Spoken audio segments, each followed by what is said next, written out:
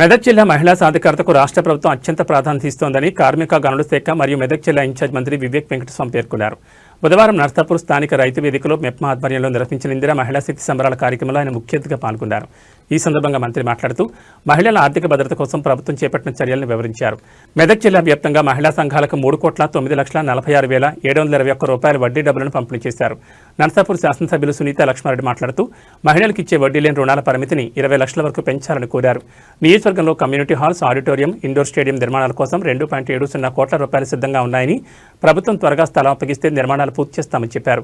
MLA కోటాలో రావాల్సిన 1,400 ఇందిరమ్మ ఇళ్లు పెండింగ్లో ఉన్నాయని, వాటిని వెంటనే కేటాయించాలని మంత్రిని విన్నవించారు.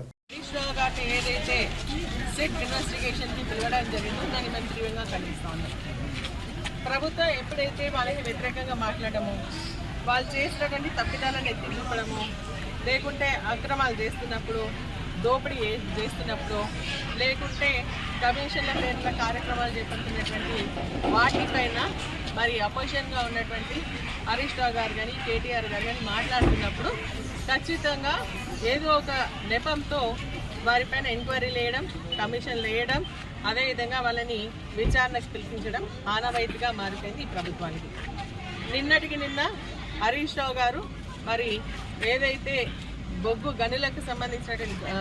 సంబంధించినటువంటి విషయం పైన మాట్లాడడం జరిగిందో మరి దాన్ని డైవర్ట్ చేయడం, ఎందుకంటే అసలు విషయం అంతా బయటపడింది కాబట్టి ప్రజలందరూ కూడా దానిపైన ఆలోచన చేస్తారన్న ఒక ఆలోచనతో ఇక్కడ హైకోర్టులో హరీష్ రావు గారి పైన కేసు కొట్టేయడం జరిగింది. ఈ ఫోన్ ట్యాపింగ్ పైన ప్రభుత్వమే ఇట్సెల్ఫ్ సుప్రీంకోర్టు పోతే సుప్రీంకోర్టు కూడా కొట్టేయడం జరిగింది. ఆ కొట్టేసినటువంటి కేసుని కనీసం మేమంటే అపోజిషన్గా ఉన్నటువంటి వాళ్ళపైన గౌరవం లేకుండా, కానీ కోర్టు పైన కూడా వీళ్ళ గౌరవం లేదని అడుగుతాను.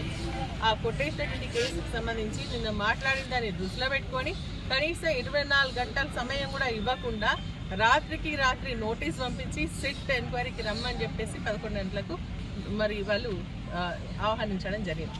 అంటే నేను అడుగుతున్నాను, కనీసం అసలు ఏమైంది? ఇప్పుడు కోర్టే వద్దని చెప్పిన తర్వాత మళ్ళీ ఎందుకు ఎంక్వైరీకి వెళ్ళాల్సినటువంటి అవసరం ఏముంది? సరే, మేము భయపడలేదు, హరీష్ రావు గారు కూడా చెప్పారు, కేటీఆర్ గారు కూడా చెప్పారు, మేము తప్పులు చేయం, మేము భయపడాం, ఖచ్చితంగా వస్తాం, మనం అడిగిన దానికి సమాధానాలు ఇస్తాం. ఇంకా మీరు ఇటువంటి భయభ్రాంతులకు గురి చేయాలన్నా, లేదంటే మీరేంటంటే ప్రభుత్వం గురించి వ్యతిరేకంగా మాట్లాడద్దు. ఎందుకంటే మనం 6 గ్యారెంటీలు ఏమైనాయని, లేదంటే వాళ్ళు చేసేటువంటి కార్యక్రమాలు ఏవైతే చేయకపోవడం జరుగుతూ ఉందో దానిపైన ప్రశ్నిస్తూ ఉంటే, మీరు ఇటువంటి చేస్తూ ఉంటే మేము ఎక్కడ కూడా భయపడం, జంకం, ఖచ్చితంగా మళ్ళీ మాట్లాడుతూనే ఉంటాం. ప్రతిపక్షంలో ఉన్న ప్రజల పక్షాన పోరాటం చేస్తామని చెప్పేసి చెప్పడం జరిగింది. ముఖ్యమంత్రి గారి వ్యవహారం చూస్తే కూడా మరి విచిత్రంగా అనిపిస్తూ ఉంది. మొన్నటికి ఖమ్మం దగ్గరికి ఖమ్మంకు పోవడం జరిగింది. ఖమ్మంకు ఏం అడుగుతా ఉన్నారు? అక్కడ ఉన్న చేసిన అభివృద్ధి చెప్పండి, లేదంటే ప్రజలకి ఏం మాట ఇచ్చినా నెరవేర్చినమా లేదా చెప్పండి. అంతేగాని వారు ఏం మాట్లాడుతూ ఉన్నారు?